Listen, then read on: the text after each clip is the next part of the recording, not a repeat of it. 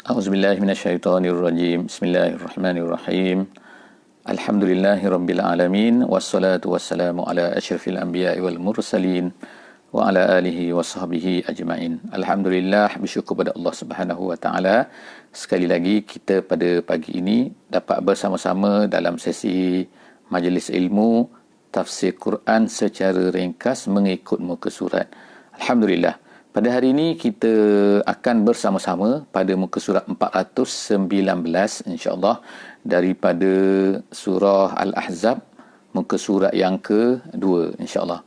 Jadi kita hari ini pada muka surat 419 surah Al-Ahzab, page yang kedua, muka surat yang kedua daripada surah Al-Ahzab. Insya-Allah pada hari ini kita akan membaca sedikit berkenaan perang Ahzab. Jadi Allah Subhanahu wa taala akan memulakan surah ini dengan sedikit pernyataan bahawa Allah Taala telah mengambil perjanjian daripada para nabi, terutamanya ulul azmi, dan kemudian Allah Taala menceritakan tentang apa yang berlaku kepada orang Islam dalam peperangan Ahzab. Jadi insya-Allah kita sama-sama mengikuti muka surat 419 insya-Allah. A'udzubillahi minasyaitonirrajim. Bismillahirrahmanirrahim. Wa iz akhadna minan nabiyyina mitsaqahum wa minka wa min Nuh wa Ibrahim wa Musa wa Isa ibn Maryam wa akhadna minhum mitsaqan ghaliza. Sadaqallahul azim. Itu adalah ayat yang pertama, iaitu ayat yang ketujuh daripada surah Al-Ahzab. Jadi apa yang dikatakan oleh Allah Subhanahu wa taala di sini, ayat ini dia nak ceritakan tentang bahawa Allah Subhanahu wa taala ini telah mengambil mitsaq.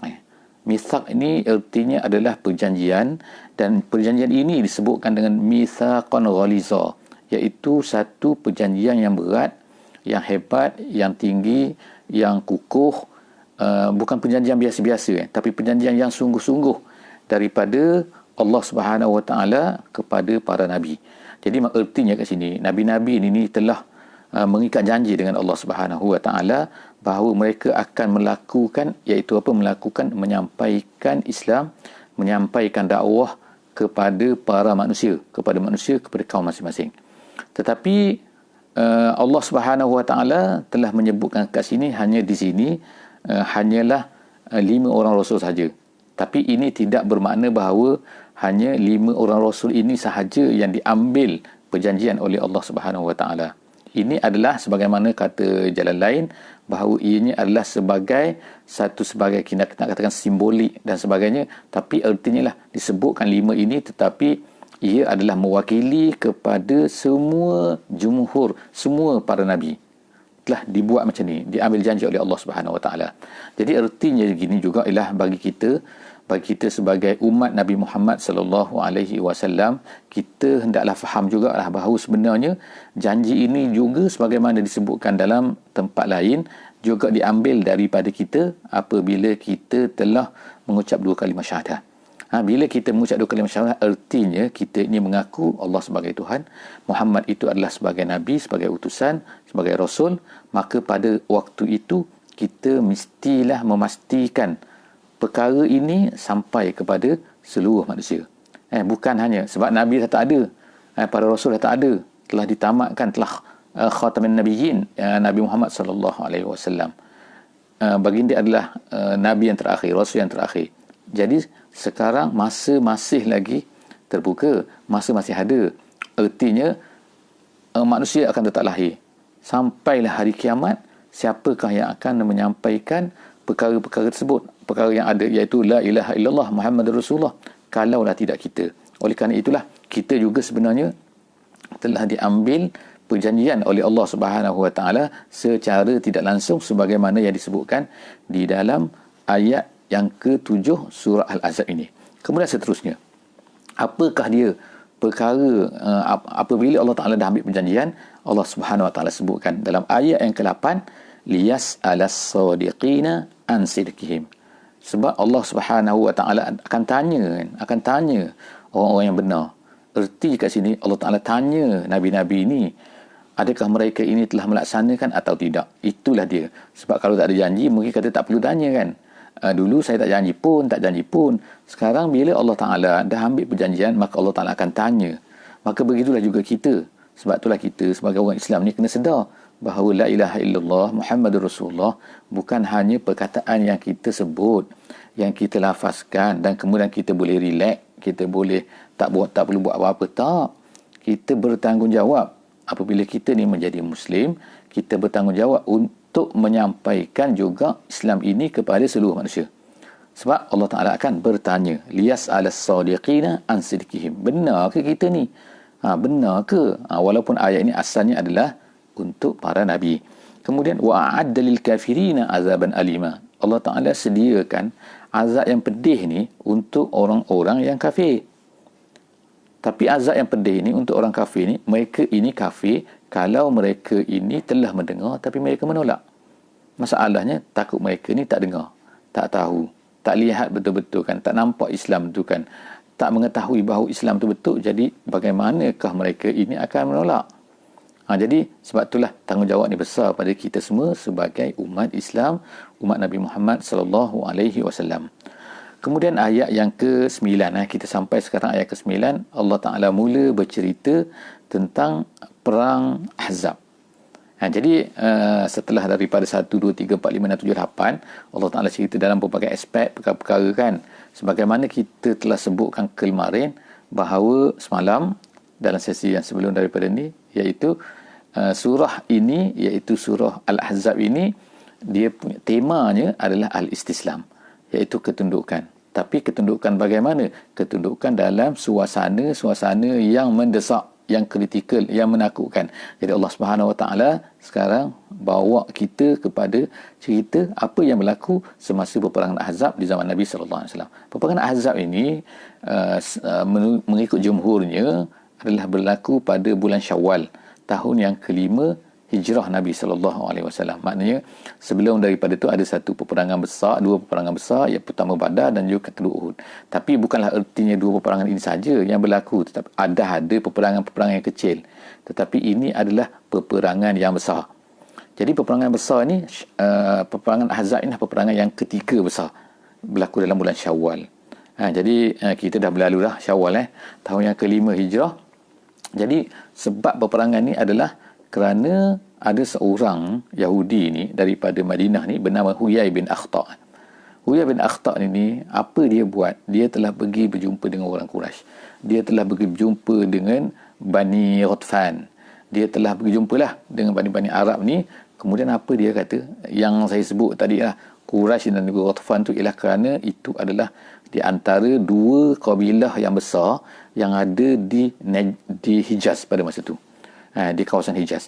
Jadi dua kumpulan ini dikunjungi, kemudian apa yang dibuat oleh Huyai bin Akhtar ini ialah dia bagi semangat beri semangat kepada dua kabilah ni, seranglah Madinah gitu kan. Jadi akhirnya kabilah ini bersama-sama dengan kumpulan masing-masing lah mula pergi ke Madinah. Bila Nabi SAW tahu perkara ini, maka Nabi SAW pun berbincang, bersyura dengan para sahabat dan kemudian mereka pun bersetujulah untuk menggali parit. Jadi setiap daripada mereka ini telah diberikan bahagian masing-masing kan, kawasan ni kau gali berapa, sehinggalah bila tentera kafir ni, tentera Ahzab ni adalah jamak kepada Hizbun.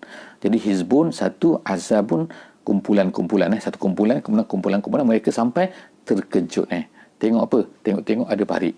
Jadi mereka duduk dalam seberang parit sana dan orang Islam duduk sebelah sini, dan di belakang orang Islam tu ada Jabal Sela' dia panggil. Jabal Sela' ni ialah satu bukit kecil yang terletak di antara orang Islam pada masa tu, parit dan juga bandar Madinah, kota Madinah. Jadi pada masa tu Madinah taklah seperti sekarang. Sekarang ni silat tu semua dah masuk dalam Madinah dah. Dulu kota Madinah tu kecil je kan. Kecil dekat Masjid Nabi SAW saja. Jadi selepas daripada kota Madinah tu keluar jauh pun ada Bukit Salat tu. Ada Bukit Salat tu. Jadi selepas Bukit Salat tu digali ke parit. Jadi orang Islam tu berada di antara Bukit Salat dan juga parit tu. Jadi selepas tu Salat tu macam mana sebut kan? Sin Lam Ain. Salat gitu macam tu Okey. Jadi kita baca cerita ni apa yang setelah kita dengar kan lebih kurang apa yang berlaku tu, maka Allah Subhanahu Wa Taala pun cerita, ya wahai orang yang beriman, wahai orang yang beriman kan, uzkuru ni'matallahi alaikum, ingatlah nikmat Allah kepada kamu. Jadi kita sampai sekarang ni, sebab itulah perlunya kita ni belajar kan, mengetahui sirah Nabi sallallahu alaihi wasallam. Sebab kalau kita tak tahu sirah ni, sirah Nabi sallallahu alaihi wasallam, maka kita ni tak akan dapat menghayati kan Quran tu betul-betul.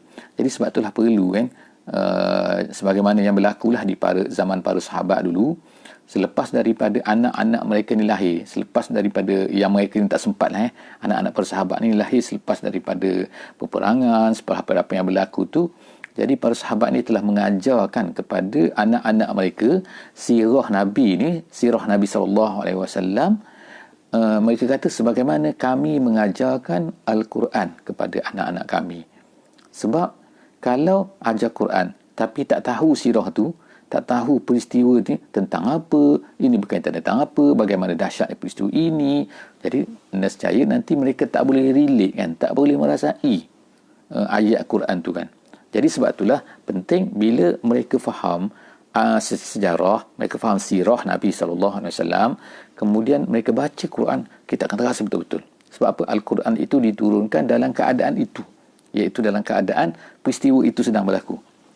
Jadi kita baca, insya-Allah di samping kita sempatlah cerita sikit-sikit kan, walaupun kita tak sempat nak cerita semua peristiwa itu. Jadi saya haraplah semua orang insya-Allah kan, yang dengar ni, yang tak dengar ke cerita kepada orang lain ke, iaitu apa?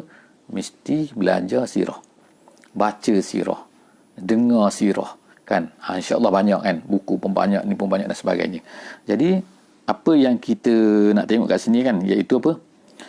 Allah, iaitu ingatlah nikmat Allah bila? Iaitu ketika izja'atkum junudun, ketika tentera itu datang. Tentera apa datang tu? Iaitu tentera Ahzab. Junud situ ialah tentera Ahzab. Tentera Ahzab tu datang, fa'arsalna alaihim rihan, lalu kami telah utuskan, kami yang utuskan angin kan. Sekarang ni kita baca sekarang ni ribut akan berlakulah sehingga bulan November dikatakan ribut apa? China dah beri amaran. Okey. Jadi sekarang ni banyak negara beri amaran. Amaran apa? Ribut. Sehingga dikatakan sehingga bulan November. China beri amaran, Filipin beri amaran kan. Jadi amaran ini semua tu diberikan kan apa? Angin datang. Jadi orang kata angin ni mengikut kajian sains kan, memanglah, iaitu apa kan, angin ni disebabkan oleh panas negeri sejuk, kawasan panas, kawasan sejuk lah, putaran gini semua, maka sebab itulah angin tu berlaku. Tapi bagi kita orang Islam ni kan, yakin kan bahawa sebenarnya angin ini adalah sebenarnya aturan Allah Subhanahu Wa Taala. Memanglah sebabnya macam tu, tetapi Allah Taala tidak bergantung dengan sebab. Allah Taala boleh buat walaupun tanpa sebab. Jadi Allah kadang-kadang Allah Taala buat benda tu kita tahu sebab, kadang-kadang kita tak tahu sebab. Kan? Jadi sebab tu pun Allah Taala juga yang buat. Allah Taala juga yang mengirimkan. Jadi akhirnya manusia melihat sebab, tapi tidak melihat kepada apa yang di belakang sebab tu. Siapa yang mengatur di belakang sebab tu. Jadi kita kata, baca kat sini kan, Allah Ta'ala kata dia yang mengirimkan angin kepada tentera itu. Kemudian wajunu dan lam tarauha, dan kemudian ada lagi tentera-tentera yang kamu tidak dapat melihatnya. Siapa tentera yang kamu tidak dapat lihat? Iaitu malaikat-malaikat. Apa yang malaikat tu buat? Malaikat tu buat, dikatakan dalam ahli tafsir, dia kata malaikat mencabut tiang-tiang khemah mereka, mencabut pancang-pancang khemah mereka. Kemudian Allah Ta'ala telah mengirimkan malaikat untuk apa? Iaitu mencampakkan rasa takut. Jadi dia rasa takut ni, malam tu rasa takut ni. Jadi akhirnya menyebabkan mereka ni telah lari, lintang pukang lari balik ke Mekah. Setelah berapa lama proses pengepungan ni berlaku, kepung Madinah ni? 1 bulan. Bukan kalau kita sekarang ni kan kita katalah kan kena kepung. Tak adalah saya nak cerita tentang mungkin kena kuarantin. Kuarantin 15 hari.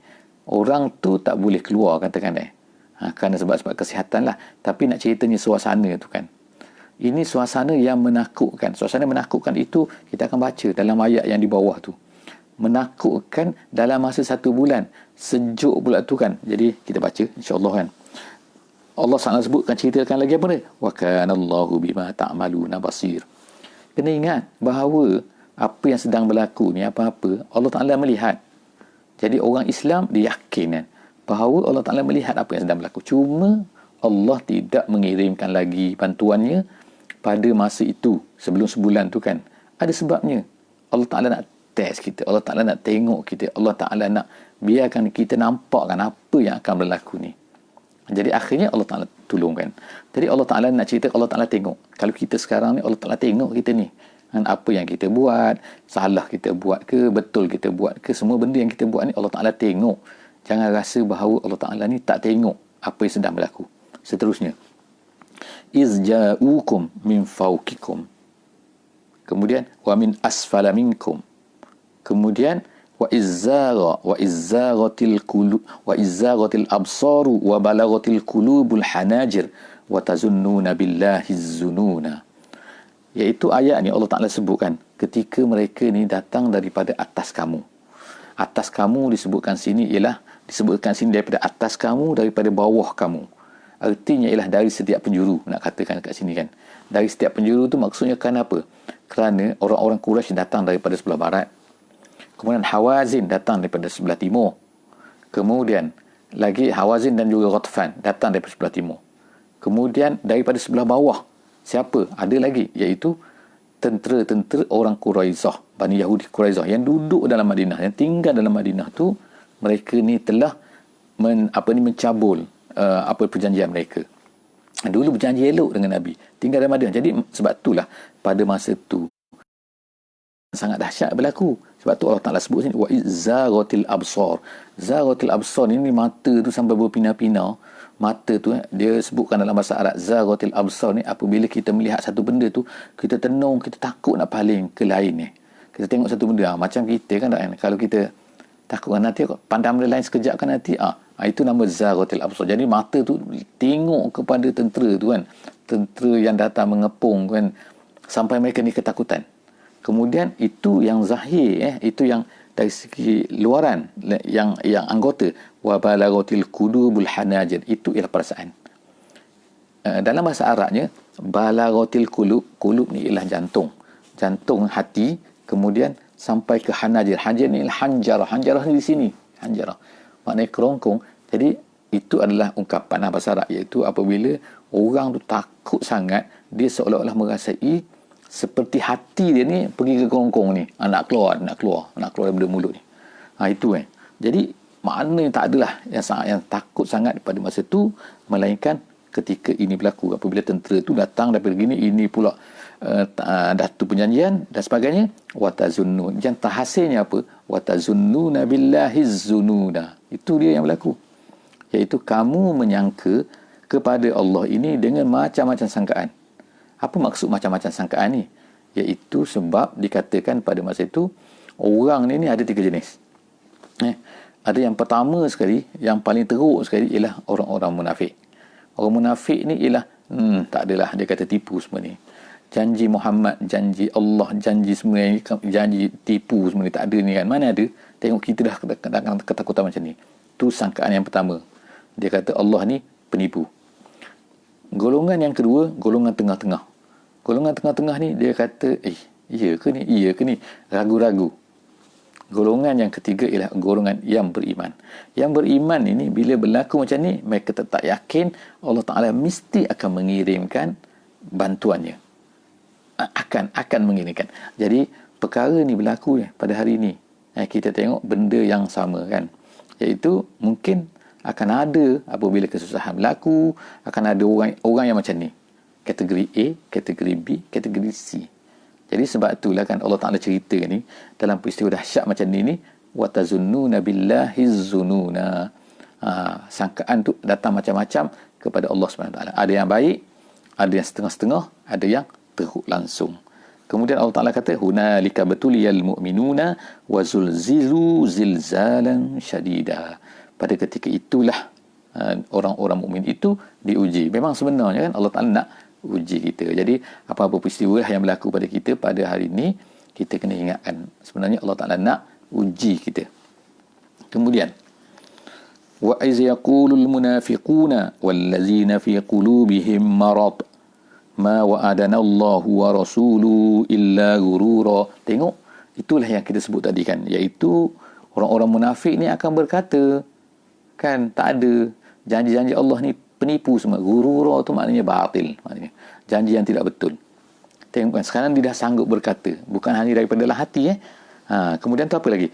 Wa iz qalat ta'ifatum minhum ya ahla yasrib la muqama lakum farji'u. Jadi Allah SWT cerita lagi, ketika satu kumpulan itu ialah ta'ifah, itu ialah orang munafik.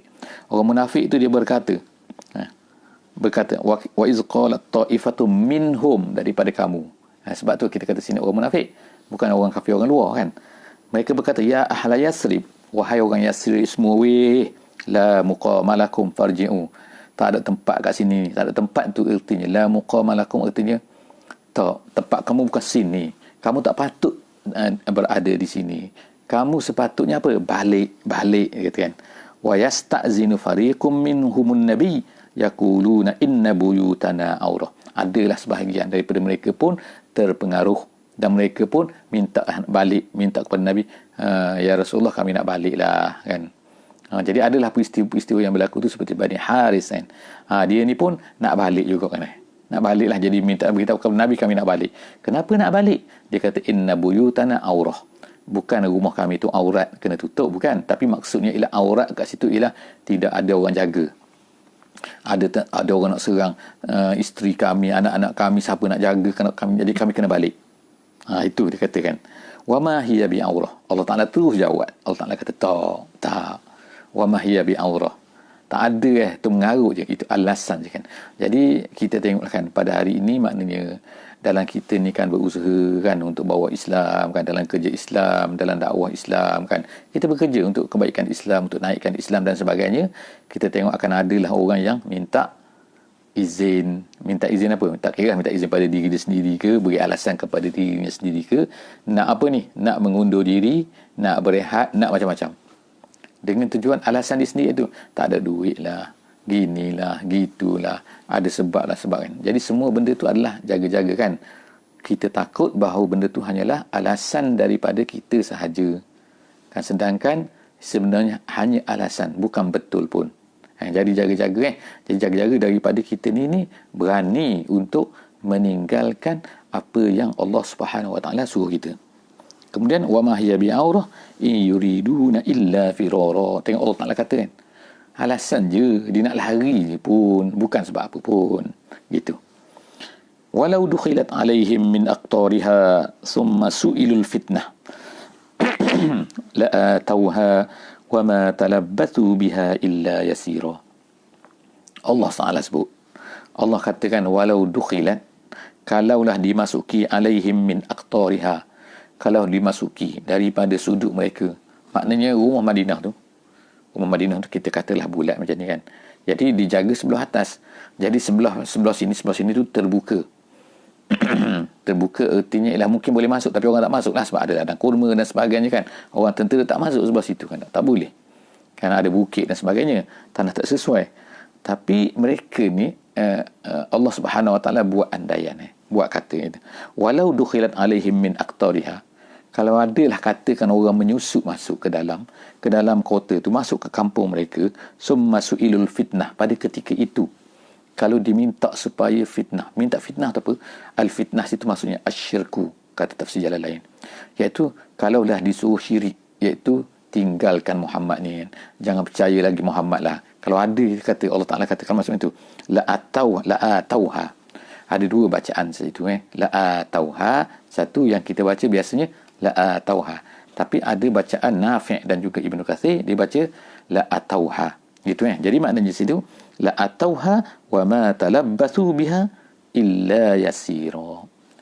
Mereka nescaya mereka akan jadi kufur.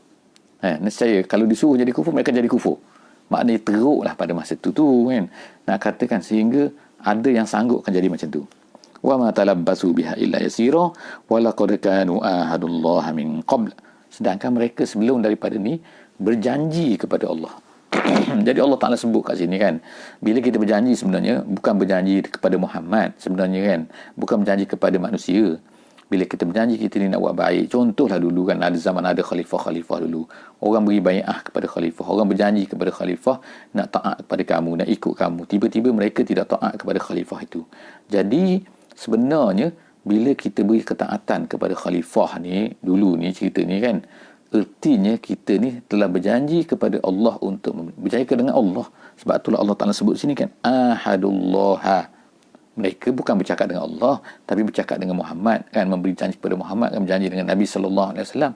Tapi bila mereka ni tidak menunaikan janji, sebenarnya mereka tidak menunaikan janji kepada Allah. Min qabl la yuwalluna al-adbar. Mereka janji apa? Kami tak akan lari. Jadi itulah maknanya kan, jaga-jagalah kita ni kan.